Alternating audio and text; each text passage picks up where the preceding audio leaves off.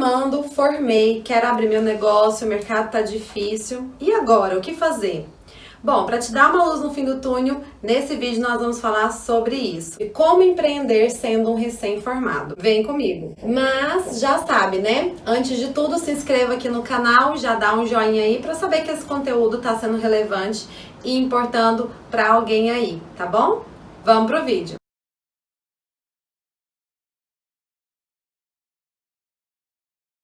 Não sou eu quem vou falar para vocês sobre como empreender sendo um recém-formado. Eu trouxe aqui o meu primo lindo, maravilhoso, engenheiro civil, Hugo Sal. Muito obrigada por compartilhar com a gente sua experiência. Eu formei no ano de 2016. Então já tem 4 anos. Na verdade, o recém-formado já tá aí com uma bagagem boa, né? Já tá com uma bagagem boa, já. O Hugo sempre foi um amante das disciplinas de engenharia. Toda vez que a gente encontrava nas reuniões de família, vira e mexe, a nossa conversa era sobre cálculo, sobre estruturas de concreto, sobre resistência dos materiais, não tinha como fugir. Verdade. Ele sempre teve uma empolgação muito notória, um amor pela engenharia. Você se considerava um nerd na faculdade, Hugo?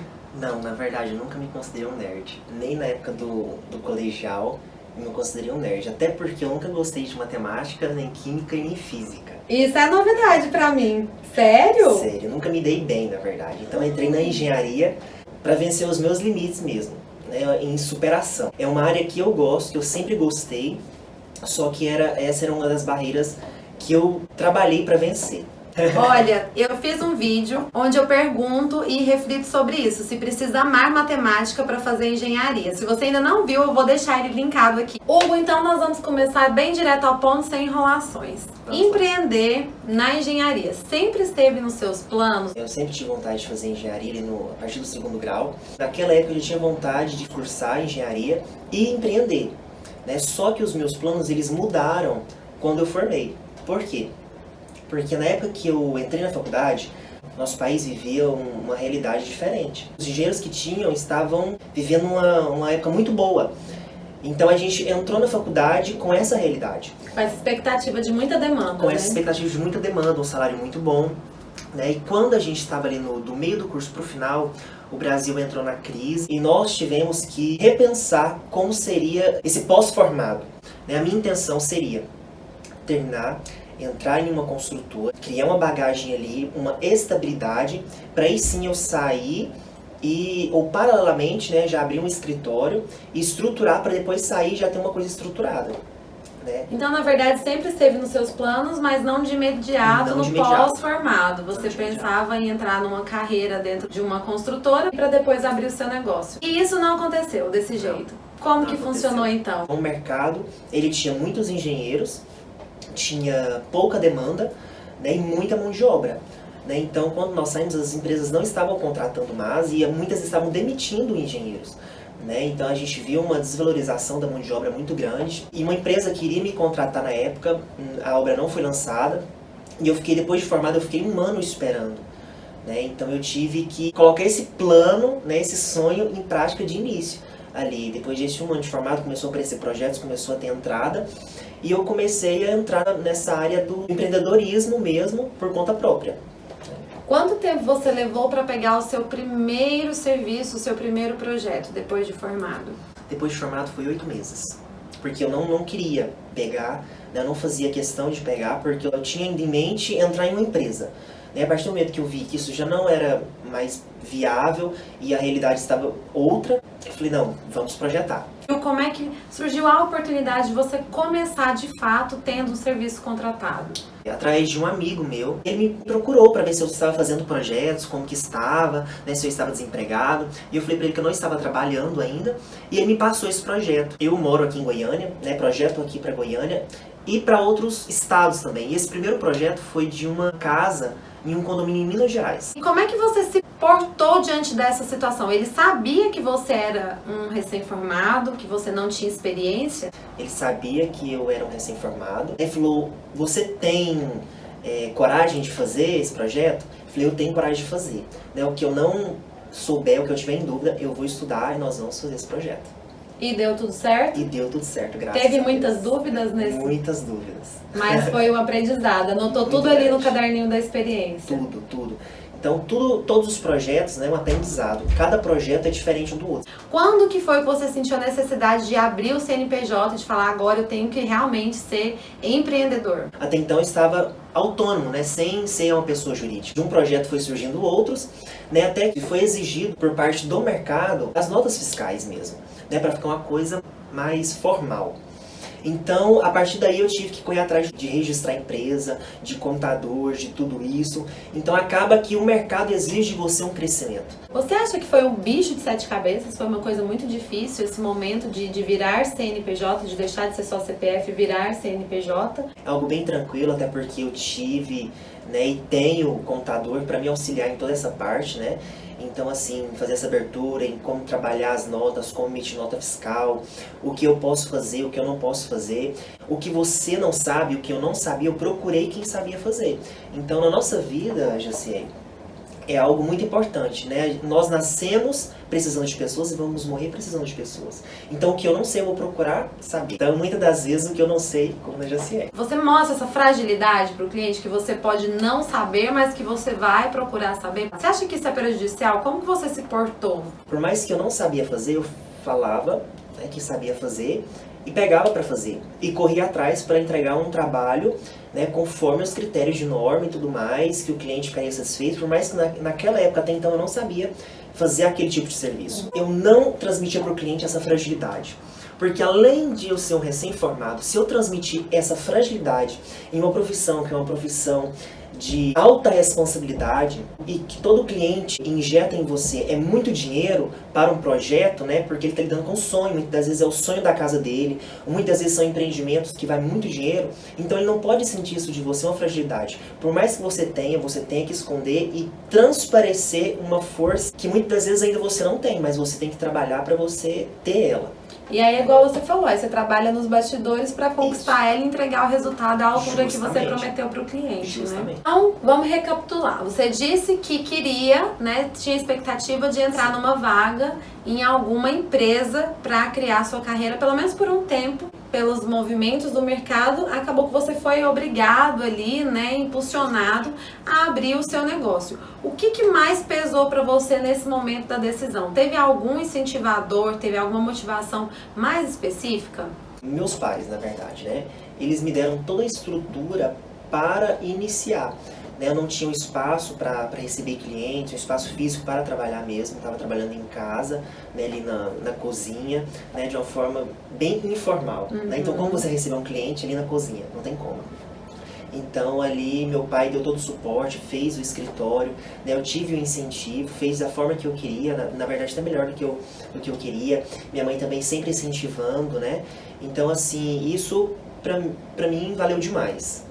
Me ajudou muito. Eu acho bacana isso, Hugo, porque eu acompanhei, né, essa evolução, vocês desenvolvendo o escritório. Lá eu lembro quando a gente entrou e você ia inaugurar, ia começar a trabalhar lá dentro, muito bacana. E eu acho interessante essa visão, porque muitas pessoas, muitos profissionais, eles querem já um status, né? Às vezes quer ir para um lugar muito bem localizado, para um prédio comercial já, né? Para uma laje corporativa, onde você vai ter um desembolso financeiro também muito maior. Mas você abriu mão desse status, né? Desse ego de tipo assim, eu quero já colocar minha empresa lá no lugar tal. Se você fosse para um lugar bem localizado, você iria competir com muitos outros profissionais, talvez profissionais já consolidados, e você ia entrar nessa disputa, nessa batalha. Então você soube ser humilde, soube ser simples naquele momento e aproveitar a oportunidade que seus pais te deram ali e pegou todo o nicho que provavelmente se você pegar na sua região, quantos escritórios de engenharia será que tem ali, né? Nenhum. E você captou realmente esse mercado, né? Muitos dos seus clientes são da redondeza, são próximos assim? Eles querem empreender, querem construir, e todos os engenheiros, né, estavam num ponto mais longe da cidade. Então ali para eles veem uma comodidade. É muito importante porque todo mundo que hoje é grande, ele começou pequeno. Ninguém começa grande. Então se você tiver essa visão, né, de humildade, né, você que está aí nos vendo, você vai muito longe. Porque uma pessoa humilde, ela consegue romper barreiras. Nós lidamos, né, empresários, com uma incerteza. Então você tem que... A única certeza que você tem é a incerteza. É a incerteza. Essa é a única certeza que nós temos. Então eu já pensei nessa forma. Como que eu vou iniciar já pagando o aluguel? Eu não tinha condições, né? E depois de um crescimento, né, aí é outra coisa. A gente pode pensar em ampliar, em criar filiais, em mudar a empresa para outro lugar, mas até então, né, está dando certo. Teve algum momento, Hugo, que você se arrependeu de abrir o seu escritório, de empreender? Às vezes um momento que você passou muito difícil, você falou, por que que eu segui nesse caminho? Eu devia ter insistido lá na vaga, né? Olha, não vou mentir. No ano de 2018 para 2019, nós passamos por um período muito difícil, né, na engenharia. Meio que tudo parou na época de eleição ali. Então eu passei num período muito difícil, então muitas das vezes eu me pensei, falei, nossa, eu acho que eu vou estudar, passar no concurso, eu acho que eu vou ver se eu entro em uma empresa, trabalhar meio período para conciliar.